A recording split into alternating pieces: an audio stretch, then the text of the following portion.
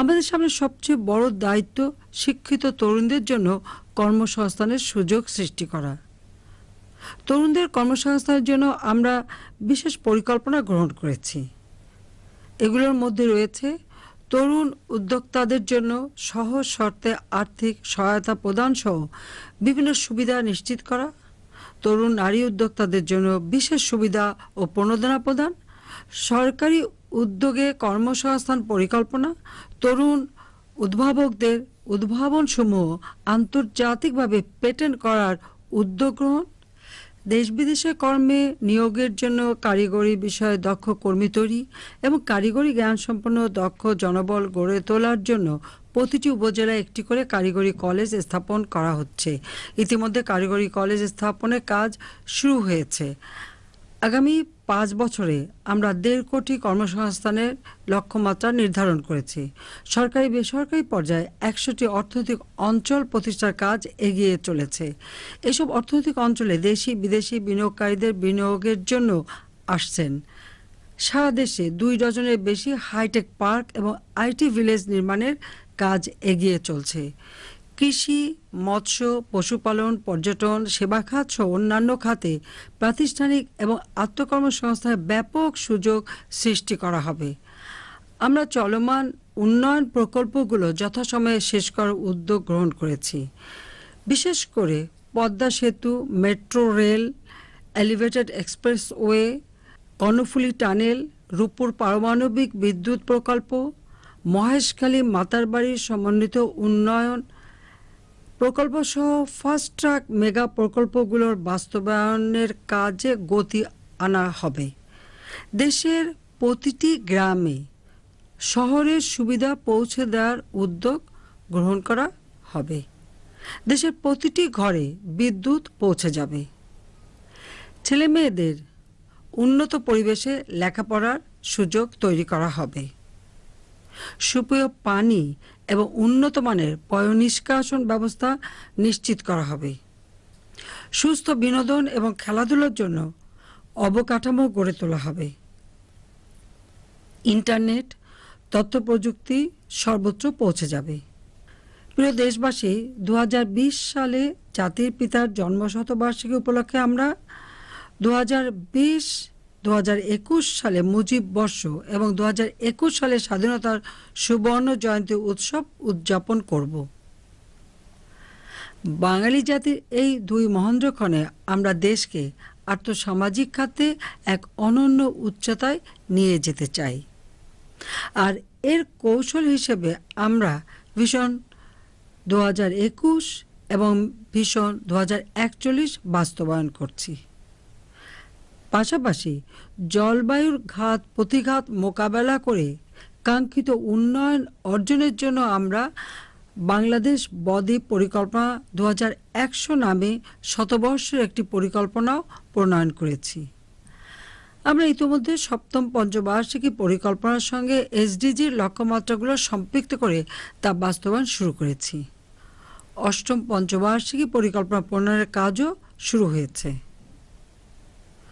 সকলের সাথে বন্ধুত্ব, কারোর সাথে বৈরিতা নয়।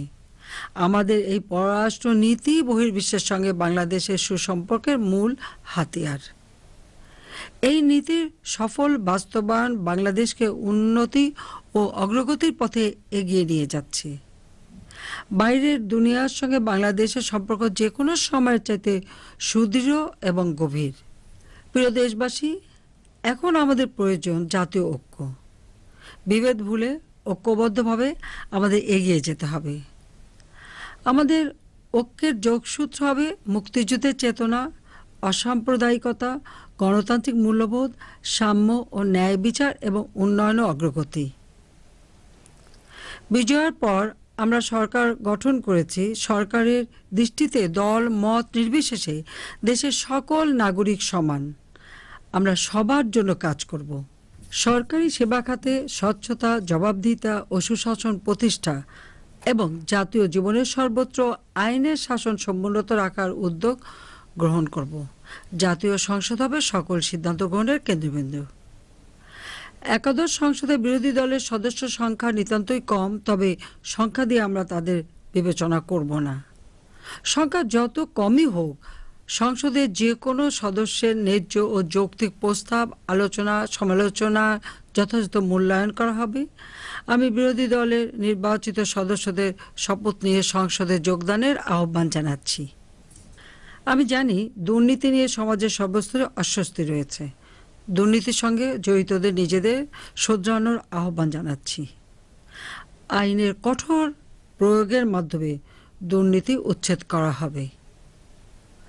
আমরা তথ্য যোগাযোগ প্রযুক্তির ব্যবহার সম্প্রসারণের মাধ্যমে বিভিন্ন ক্ষেত্রে দুর্নীতি নির্মূল করার উদ্যোগ গ্রহণ করেছি। দুর্নীতি বন্ধে জনগণের অংশগ্রহণ জরুরি। তাই গণমাধ্যমের সহায়তায় দুর্নীতির বিরুদ্ধে জনসচেতনতা তৈরির কাজ অব্যাহত থাকবে।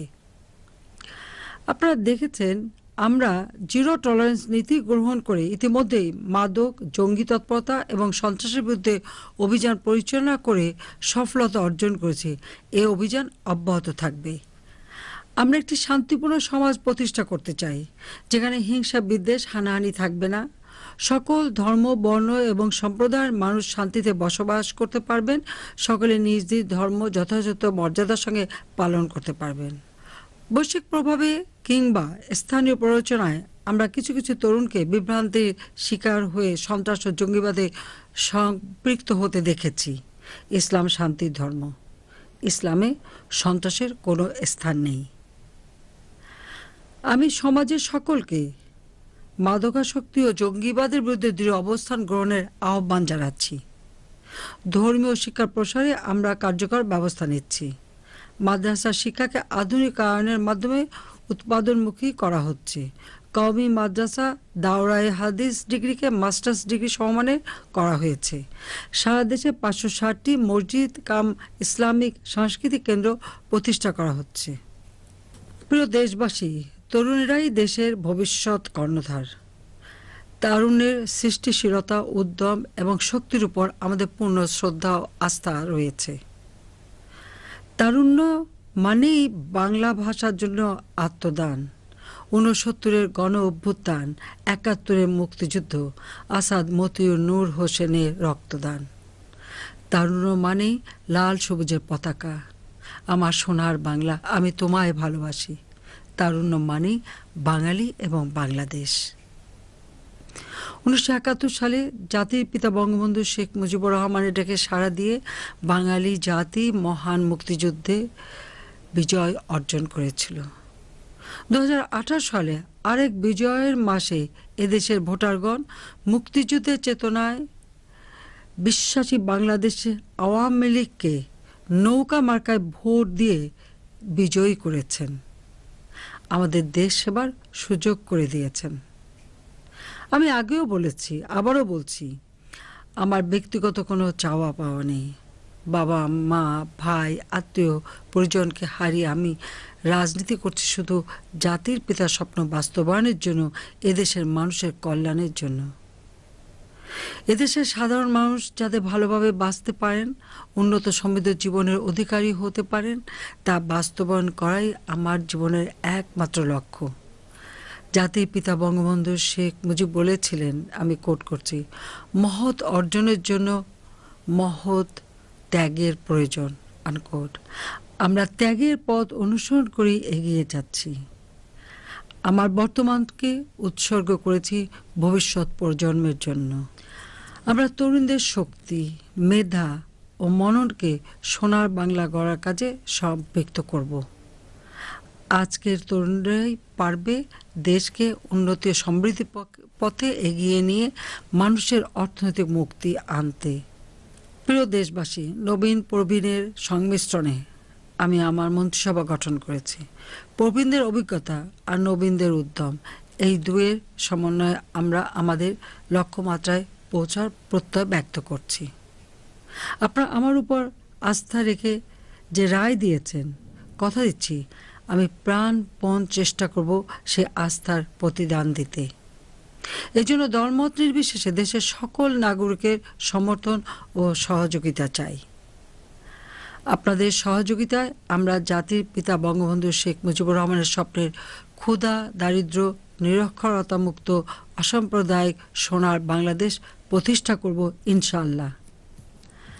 আমি সুকান্ত ভট্টাচার্যের ভাষায় বলতে চাই, যতক্ষণ দেহে আছে প্রাণ, প্রাণপণে পৃথিবীর সরাব জঞ্জাল। এ বিশ্বকে এ শিশুর বাসযোগ্য করে যাব আমি, নবজাতকের কাছে এ আমার দৃঢ় অঙ্গীকার। সবাই ভালো থাকুন, সুস্থ থাকুন। মহান রাব্বুল আলামিন আমাদের সহায় হন। খোদা হাফেজ। জয় বাংলা, জয় বঙ্গবন্ধু। বাংলাদেশ চিরজীবী হোক।